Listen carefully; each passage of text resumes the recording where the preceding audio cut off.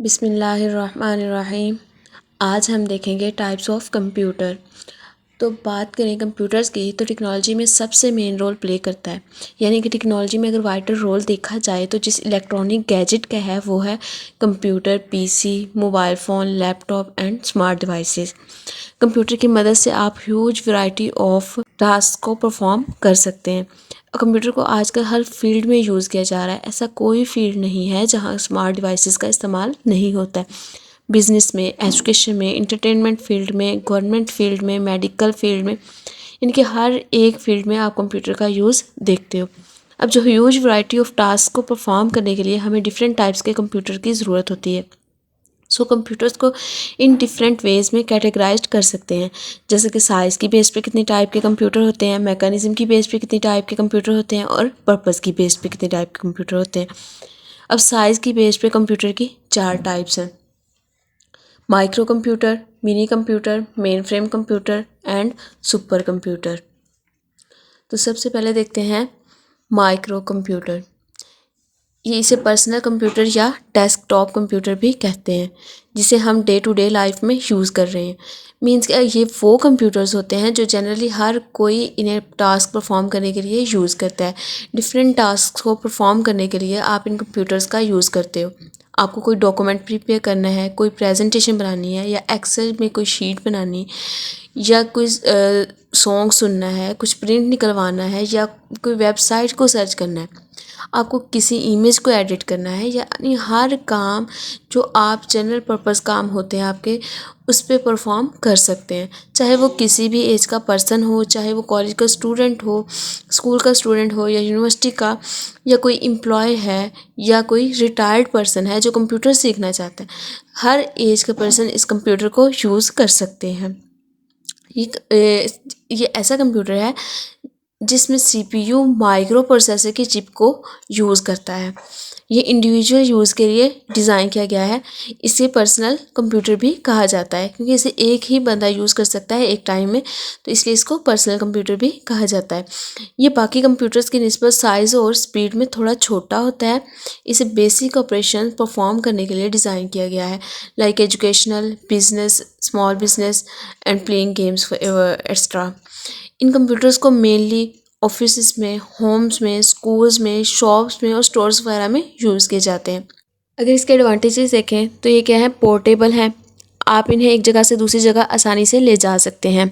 For example laptop, आप इन्हें आसानी से कैरी कर सकते हैं। बाकी कंप्यूटर्स की निस्बत ये काफ़ी लो कॉस्ट होते हैं, यानी कि इनकी जो प्राइस होती है वो काफ़ी कम होती है बाकी कंप्यूटर्स की निस्बत, और मेंटेनेंस में भी ये बहुत आसानी से हो जाता है और एनर्जी एफिशिएंट भी रहता है। लेकिन साथ ही साथ इसके कुछ डिसएडवांटेजेस भी हैं। इसमें सिक्योरिटी कंसर्न्स रहते हैं, जैसे कि आजकल हैकिंग इश्यूज़ बहुत बढ़ गए हैं। ये बाकी कंप्यूटर्स की निस्बत जल्दी हैक हो जाता है। इसकी स्टोरेज कैपेसिटी भी लिमिटेड होती है। बाकी कंप्यूटर्स की निस्बत इनकी स्पीड भी कम होती है और प्रोसेसिंग पावर भी लिमिटेड होती है। यह है माइक्रो कंप्यूटर या पर्सनल कंप्यूटर, जिन्हें हम ऑफिसेज़ में, होम्स में, स्कूल्स में, शॉप्स में और स्टोर्स वगैरह में यूज़ करते हैं। सेकंड टाइप है mini computers. Mini computers basically mid range servers कहलाते हैं, जो कि माइक्रो कंप्यूटर से ज़्यादा पावरफुल होते हैं और मेन फ्रेम से कम। तो मिनी कंप्यूटर्स की कैपेबिलिटीज़ और प्रोसेसिंग पावर ज़्यादा होती है। मिनी कंप्यूटर्स स्मॉल कंप्यूटर्स हैं जिन्हें 1960s में इंट्रोड्यूस किया गया था। तब इन्हें काफ़ी यूज़ में लिया जाता था, अब भी लिया जाता है, लेकिन कंपैरिजन टू बाकी जो हमारे कंप्यूटर्स हैं इनसे कम। इसमें हम सारे फीचर्स लार्ज साइज़ कंप्यूटर के होते हैं, लेकिन इसका साइज़ स्मॉल होता है। ये माइक्रो और मेन फ्रेम कंप्यूटर्स के इंटरमीडिएट होते हैं। Micro computers single user computers होते हैं, जबकि मिनी कंप्यूटर्स मल्टी प्रोसेसर और मल्टी यूज़र्स कंप्यूटर होते हैं, यानी कि मैनी यूज़र्स जो हैं वो एक साथ इस कंप्यूटर पे काम कर सकते हैं, एक ही फाइल या एक ही डेटाबेस को एक्सेस कर सकते हैं।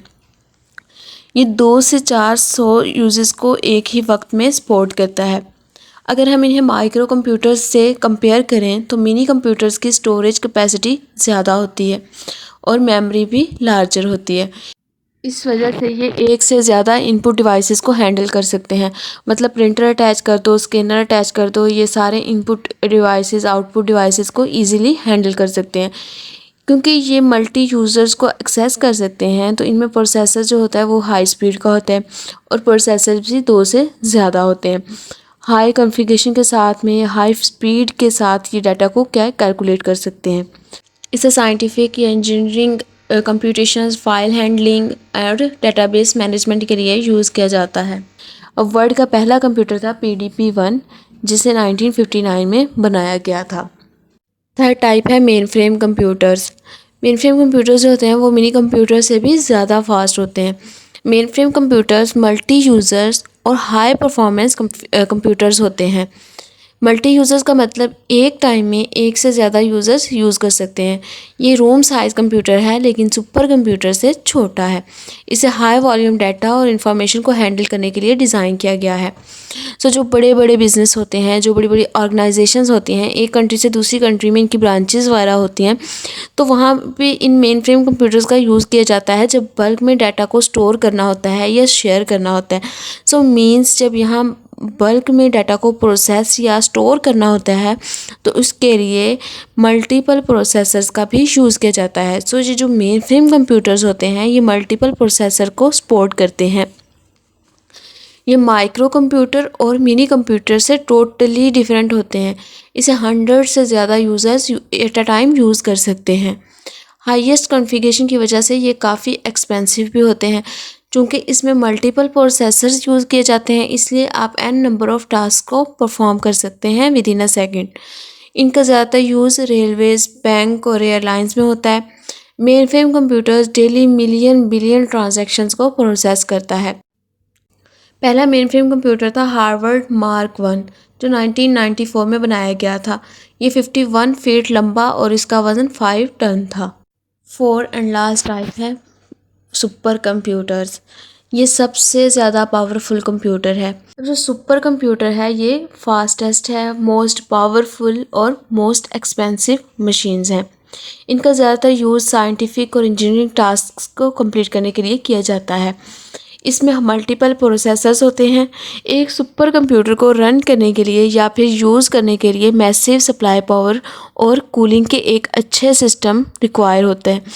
क्योंकि ये ज़्यादा पावरफुल होते हैं इसलिए इनमें ज़्यादा पावर और कूलिंग सिस्टम चाहिए होता है। जैसे कि आप लोग अपने लैपटॉप या कंप्यूटर में देखेंगे वहाँ पे एक फ़ैन होता है जो आपके सिस्टम को कूल रखता है ताकि आपका कंप्यूटर जो है वो हीट ना पकड़े। अब बात आती है परफॉर्मेंस की। सुपर कंप्यूटर इतना तेज़ काम कैसे करता है, यहाँ आपको बहुत ही आसान तरीके से समझाने की कोशिश करते हैं। फॉर एग्ज़ाम्पल आपके पास 3 बॉल पड़ी हैं, आप इन्हें 3 डिफरेंट बाल्टियों में डालना है। जो नॉर्मल कंप्यूटर है वो एक टाइम में एक बॉल को डालता है जिसे हम सीरीज़ कंप्यूटिंग कहते हैं। लेकिन super computer in different balls को डालने के लिए 3 बंदे हायर कर लेता है ताकि वो ज़्यादा जल्दी से और अच्छे से बाल्टी में डाल दें। इसे हम पैरेलल कंप्यूटिंग कहते हैं। सुपर कंप्यूटर इसी तरह काम करता है कि वो एक काम को करने के लिए एक ही टाइम में एक प्रोसेसर और दूसरे काम के लिए दूसरे प्रोसेसर को, इसलिए क्योंकि इसमें मल्टीपल प्रोसेसर होते हैं, मल्टीपल रैम्स लगी हुई होती हैं, इसलिए वो ज़्यादा जल्दी से और ज़्यादा अच्छे से काम करता है। फॉर एग्ज़ाम्पल अगर आपको एक काम करना है और आपको 100 कंप्यूटर चाहिए तो आप इन्हें आपस में इंटरलिंक करेंगे। अगर कोई एक कंप्यूटर भी ख़राब हो गया तो आपके काम पे भी फ़र्क पड़ेगा। लेकिन सुपर कंप्यूटर के पास मल्टीपल प्रोसेसर्स होते हैं तो वो क्या ज़्यादा अच्छे तरीके से काम कर सकते हैं और गलती आने के चांसेस भी कम होते हैं। सुपर कंप्यूटर को सेमोर क्रे ने 1976 में इन्वेंट किया था। ये oil and gas exploration, weather forecasting और मॉलिक्यूलर मॉडलिंग वगैरह में यूज़ होते हैं। For admission and notes contact us at given number. Thank you for watching.